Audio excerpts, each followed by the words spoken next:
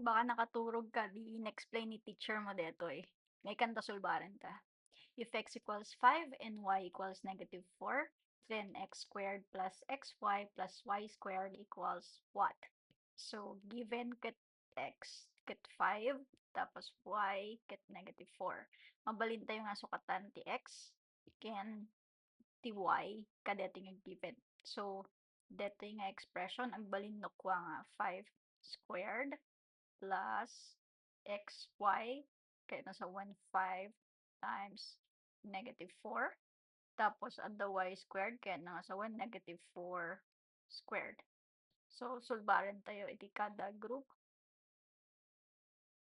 5 squared, ket 5 times 5, 25. 5 times negative 4, ket negative 20.